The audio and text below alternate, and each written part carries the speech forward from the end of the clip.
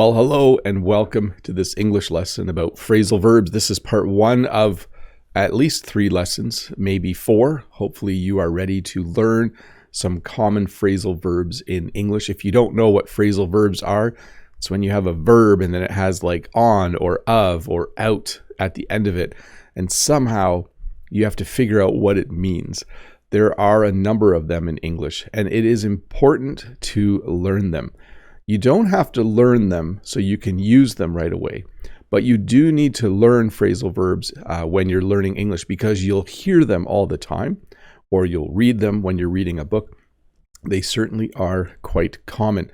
I might have even used a phrasal verb already while I was talking and not even realized it. I'll have to go back and check later to see if that is the case. But once again, welcome to part 1 of a series of English lessons about phrasal verbs. To hang up. So this has a couple of meanings. And I should mention that a lot of these phrasal verbs have several meanings. I'm going to try to only focus on the 1 or 2 most common meanings, but some do have more. You can see here in the far picture, someone washed their clothes. After you wash your clothes, it's important to hang up your clothes so they can dry. Maybe you have a dryer and you can just put them in the dryer, but Jen and I don't. So it's important for us to hang up our clothes so that they can dry after we wash them. So the act of putting them either on a clothesline or a drying rack. When you're using a phone, when you're done the conversation, when you push the red button, you push that to hang up. So it is a similar thing to ending the phone call. So when you decide that the conversation's over, you decide to hang up. It's considered rude to hang up on someone in the middle of a conversation, though. Usually it's nice to finish the conversation and then say bye, and then both people hang up at the same time. So 2 meanings for that one: to put clothes on a clothesline or drying rack, or to end a conversation. To show up. So my mom lives in an old age home now, and sometimes I show up. Sometimes I go to visit my mom, and so I show up and I say, "Hey, can I come up and visit you?" Because you have to, in the lobby, you have to push a button so that you can be let in. So sometimes I show up. So to show up can mean to arrive, to appear, to go somewhere. Sometimes. Oh, here's another good example. My brothers and sisters came to my house a couple of weeks ago, and we were waiting for them to show up. I told them, hey, show up anytime after 3 o'clock in the afternoon. We'll be ready for the Christmas party. And then around 3 o'clock, no one was there. And we were like, when will they show up? So in that situation, it means when will they arrive? To pull over. So if you're wondering, these lessons are always related to my life. That's usually where I get my ideas from. If you're driving a car on the road and you decide that you want to, maybe you need a break or you want to use your phone safely, it's important to pull over. It's important to slow down and go onto the side of the road. So when you're on the road and you go onto the side of the road and stop, we say pull over. You're going to pull over. There's another use of this word, though, and this is why there's a police car in the thumbnail. Someone was asking that earlier, because the police can pull you over. So the other day, I'm a little bit embarrassed. I was driving, and up ahead, I saw flashing red and blue lights, and I also saw a whole bunch of vehicles on a side road, and I realized I was speeding. And as I went by those vehicles, it was 3 unmarked police cars, and one pulled out, and I thought, oh, he's going to pull me over. So a police officer can also pull you over. So this is going to sound kind of funny. The police officer turned his lights on because he wanted to pull me over. So then I pulled over onto the side of the road. And did I get a ticket? I know, you let me know in the chat if you think I got a ticket. Say yes, I think Bob got a ticket, or no, I don't think he got a ticket when the police pulled me over. To double down. So when you double down, I taught this phrase on my short English channel a little while ago. It means to work harder at something. Maybe in December, you didn't really study English very much. Maybe you took a break. and then you have a test maybe in February, you might need to double down right now on the amount of studying you are doing. You might need to work harder and longer in order to get the studying done. At work, it's the last week of school next week, and I need to double down on getting student work graded. I got a lot graded this week, but I need to double down and get more graded because the semester is ending. So to double down means to work harder and to work better on something so that you get a lot done. To double up. So sometimes you want more of something. I eat about 3 or 4 vegetables a day, and I should really double up the amount of vegetables I'm eating. I should probably eat 6 to 8 vegetables a day. Now, I do eat 1 or 2 pieces of fruit a day. I don't want to double up on the amount of fruit, but I think I should double up on the amount of vegetables I'm eating. So to double, if you don't know, means to multiply by 2. So when you double up, it means you try to multiply by 2. Sometimes when you order pizza, you can order double cheese. Then there's twice as much cheese on it. You can double up on the amount of cheese. Then it's extra yummy. But to double up means to do something or to have something times 2, like multiply it by 2. That's how it would go. To show off. And this is why there was a juggler in this thumbnail. When you show off, it means you're good at something and you do it and you want other people to see you doing it. When you show off, it means that, well, let's say I was really good at riding a unicycle. That's like a one-wheeled bicycle. Can't really call it a bicycle, can we? But a unicycle has one wheel.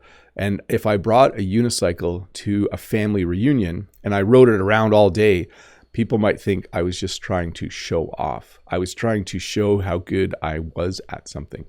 And it has a little element of like, people don't always like it when you show off. It's like you're good at something, but you do it extra so people look at you. Here's a good example. If I was a really good football player, or soccer player as we call it here, if I did like 5 spins on the field with the ball before I shot the ball, people might think, oh, he's just trying to show off. He's trying to show everyone how good he is at controlling the soccer ball. To stop by. So I think we've had a few different phrases that mean to go to someone's house. But to stop by can also mean that you go visit someone. I think this has more of a sense of a visit. When you show up, it might just be to, let me put it this way. The Amazon delivery person can show up and drop off a package. But when you say stop by, it implies that you're probably going to go in and sit down and visit with someone. So if I say, oh, I'm going to stop by and talk to my mom today, it doesn't mean I'm going to just be there for a few seconds. It can actually a little bit, but it definitely implies more of, after going to the grocery store, I'm going to stop by at my sister's house and have a cup of tea. So it implies a little bit more that you are visiting. So you can see in this picture, these people have decided to stop by the house that they are going to, and it looks like they're bringing some flowers. Always a good idea to bring flowers. To cut off. Now, of course, as I said, these phrasal verbs can have various meanings. In this situation, I'm talking about the meaning of when there's 2 vehicles and one goes past the other and moves in front too soon, where they almost hit. Like the other day I was driving on the highway and a person passed me and then they cut me off. So I add me in there. They pulled in really quickly and I had to hit my brakes. They cut me off. It can mean something as simple as, when you buy a new shirt, it has a tag and you can cut off the tag, right? So you can decide, oh, I don't want the tag at the back. I'm going to cut it off. But in this situation, it means to see someone drive erratically and move in front of someone too soon and almost cause an accident. To get along. So the verb get, I did a video once where I used the verb get like a whole bunch of times in 3 minutes. The verb get, there's a lot of phrasal verbs with it. To get along means to like spending time with someone. These two people obviously get along. These two people like each other. You can see because they're smiling and laughing that they get along. As a parent, you hope that your kids find friends, people that they get along with, people who maybe share the same interests. It's nice for me because I noticed in the chat, a lot of you get along. A lot of you are happy to see each other, and you are kind to each other in the chat. You get along very well. So to get along means to enjoy being with the person or people you are talking about. To give up. When you give up, it means you quit. A lot of people in January decide to give up smoking. A lot of people in January decide to get a gym membership and go work out, but then after a few weeks, they give up and they stop going. So to give up means to stop doing something. It can either mean to intentionally stop doing something or to eventually just sort of not go anymore. So what's another example? I was trying to learn to cook, but I decided to give up because I wasn't learning very much. It's very important when you're learning English to not give up. Stay motivated, do your best, learn as much as you possibly can. Because if you give up, I don't know, like you've spent so much time already learning it, why quit now? Why give up now? Keep at it, do the best you can. To catch up. So this is one of the most common phrasal verbs. If I look at lists of common phrasal verbs, this is almost always number one. If you are walking with a group of people and those people walk a little faster than you, and you kind of slow down and look at some stuff, and then you look ahead and you see they are 10 meters ahead of you, you need to run to catch up. If you're in a class and everyone is working on questions, and you're on question 1 and everyone else is already answering question 4, you need to catch up. So it simply means that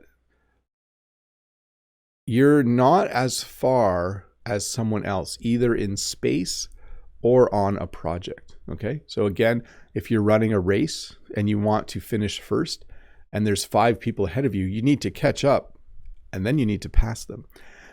If you are in a class learning something and everyone else is on page 7 and you're still reading on page 3, you need to read faster to catch up to them. So basically you want to do the thing faster so you can be in the same place as everyone else. To let down. So this is an interesting one because it's not clear at all what this means. But when you let someone down, it means you make them sad. Let's say I needed to pick Jen up from market. She didn't have a vehicle and I forgot. I would let her down. Okay, so I didn't do something I was supposed to do and that made her sad. I'm trying to think of another example. Let's say it's your birthday. And you're expecting a birthday present and everyone forgets your birthday. You would then be annoyed because they let you down. You were expecting them to behave in a certain way. You were hoping they would give you gifts. And not only did they forget the gifts, they forgot your birthday entirely. So you would feel let down. You would feel like the people let you down. So they made you feel sad. To break down. So this is a common one with vehicles. When you drive a vehicle, eventually it's going to break down. It simply means it's going to stop working. The reason why it stops working might not be very clear, but if your car breaks down, it's not very fun at all. I have a card in my wallet. So if I'm driving and my car decides to break down, I can call a number and a tow truck will come. I pay a little bit of money every month just in case. At school, right now we have to give exams in 2 weeks. So we have to photocopy the exams. So we're hoping that the photocopier doesn't break down. If it breaks down, we're in trouble because we can't photocopy. So when you say that you hope that something won't break down, it means you hope that it doesn't break and stop fixing. You can just use the word break as well, though. My car broke. My car broke down. I don't know why we add the word down, but it does sound just a little bit better when I use down when I say it. To come up with. So I'm not sure what you guys do for work or if you're in school, but you might have to think of new ideas. You might need to come up with ideas. I mentioned this in my Wednesdays with Bob video this week, I think. When I go for a walk, it's easy for me to come up with ideas. So when you come up with an idea, it means you think of something. Your boss might say, the photocopier is broken. You'll have to think of a way to get your work photocopied. And you might sit and think, oh, I need to come up with a solution. Oh, I'll go to the local print shop. That's the solution. So you came up with an idea, past tense. For me, the biggest thing is I have to come up with ideas for English lessons all the time. So it's almost always used with the word idea. You need to come up with an idea. You can see this guy has thought of something. He's excited. He was able to come up with an idea. To dress up. Oh, who's this guy? So there's two meanings to this one. If a child wants to be a tiger, they can put on an outfit so they look like a tiger. And we would say that, oh, what are the kids doing today? Oh, they're going to dress up like different animals. But it also means to wear nice clothes. So as an adult, sometimes I need to dress up. I need to wear a suit. I need to wear a tie. Sometimes I go to certain events where I need to dress up. When I go to school, normally I wear this. This is one of my teaching outfits. I don't wear a tie. But when I go to graduation at the end of the year, I need to dress up. I need to wear nicer clothes. So this is one of my suits. I think I have two. I do not wear them very often. I don't actually like to dress up. I don't like having a tie around my neck. It feels funny, like having my top button done up and then wearing a tie. I do not enjoy it at all. I like to have a little bit of freedom. But I will dress up when the situation requires it. And yes, there are a lot of bicycles in the photo. 5 kids means 5 bikes. I think we have 7 bikes total. So to dress up. To get away. So this is different than to get away with. Okay. So to get away in English often means to go on a vacation. At work, someone might say, oh, I just want to get away for a few days. Or my wife and I are going to get away this weekend. We're going to Florida. That'd be a long drive for the weekend, by the way. But to get away, we often use when we're talking about going somewhere on vacation. To get away with means to do something and not get caught. So sometimes students at school cheat and they want to get away with it. So they don't want the teacher to catch them. They might use ChatGPT to write their paper or to do their homework. And then they hope that they get away with it. They hope that the teacher doesn't catch them. This guy robbed somewhere, maybe a bank, and he's hoping to get away with it. You can use to get away as well, like the thieves got away. But when you use with, it means it specifies what they got away with. So they got away with it, or they got away with cheating on their homework. So to get away, to go on a vacation, and some other meanings. And to get away with, to do something you shouldn't have, and to not get caught. To look up. So yes, this can just mean this. Like if you hear a sound, you can look up. Okay, so if I'm walking outside and I hear an airplane, I might look up so I can see the plane in the sky. But it also can mean to do some research. You can go to the library and look something up in an encyclopedia. If you don't know an English word, maybe you have a dictionary app on your phone and you can look up the word. You can look up the word to see what it means. Sorry, I just got an email here. Okay, cool. Before I go on a trip, I like to look up how to get there using Google Maps. So whenever you don't know something and you use a book or the internet or your phone or a dictionary to figure it out, you would use the verb to look up. So often before I go on a trip, I will look up how to get there. And sometimes during a live stream, someone will mention something about their country, and then after the live stream, I will look up the Wikipedia page so that I know more about what they were talking about. To look up to. So we just did to look up, which is to do some research. To look up to means to admire someone. If your mom or dad is a very nice person, you might look up to them. It means you respect them. It means maybe you want to be like them. When I was younger, I really looked up to my dad. He was a very smart person who ran this dairy farm. So I admired him. I respected him. Maybe at school, there's a certain teacher and you look up to that teacher. You think, oh, I want to be like that person someday. I also had a teacher when I was in high school and I looked up to him. He was a very smart man. He was the French teacher, and he did a really good job, and he was really friendly. And so I liked him as a person, and so I looked up to him. So when you look up to someone, it means you respect them, it means you like them, and it might even mean that you want to be like them when you grow up. It usually has an age element, okay? It doesn't have to. You can look up to someone who's the same age as you, but often it's usually like children or teenagers or young people. You know, they look up to someone who's older than them. To take after. So when you take after someone, though, it means you have a similar look or similar behaviors. So this boy and his dad, the boy takes after his dad. They kind of look like they have the same sense of humor. Maybe you have a nephew who looks exactly like your brother. You could say, wow, he really takes after you. It means that he really looks like you. Maybe you have a niece who behaves the same way as your mom, like her grandmother. You could say, wow, you really take after grandma. Like it means you really act like her, or maybe you even really look like her. So it means to be similar to someone in the same family. To call off. So sometimes you need to cancel something.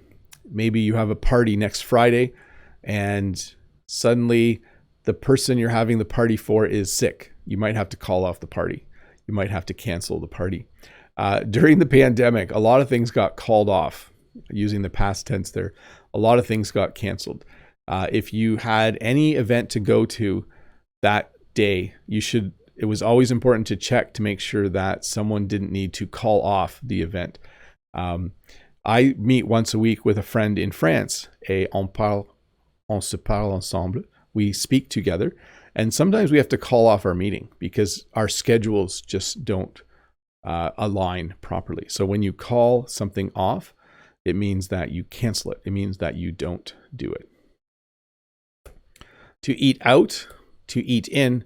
Now, this is a little tricky. When you eat out, it always means that you're eating at a restaurant, not at home. Okay? So when you eat out, it means you're going to go to a restaurant. Hey, do you want to make supper at home tonight or do you want to eat out? Oh, I want to eat out. Let's go to a pizza place.